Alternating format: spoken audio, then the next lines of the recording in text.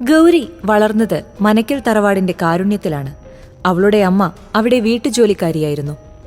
അമ്മയുടെ കഷ്ടപ്പാടുകൾ മനസ്സിലാക്കിയ ഗൗരി +2 കഴിഞ്ഞതും പഠിത്തം നിർത്തി അമ്മയ്ക്കൊപ്പം മനക്കല് ജോലിക്ക് പോയി തുടങ്ങി.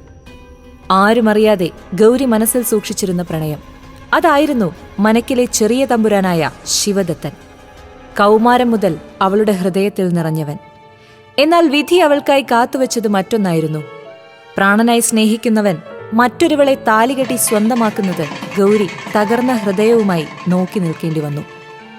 അതിലുമധികം അവളെ വേദനിപ്പിച്ചത് ശിവദത്തൻ തന്റെ മുറപ്പെണ്ണായ കൃതിയുമായി വർഷങ്ങളായി പ്രണയത്തിലായിരുന്നു എന്നതാണ്.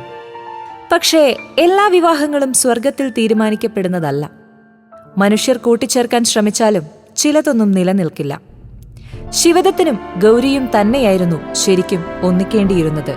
എന്നാൽ വിധിയെന്നത് എപ്പോഴും ക്രൂരമാണ്. അവരുടെ ജീവിതത്തിൽ പിന്നീട് എന്ത് സംഭവിച്ചു എന്നറിയാനായി ഇവിടെ ക്ലിക്ക് ചെയ്ത് വായിക്കൂ. വെറും ₹1.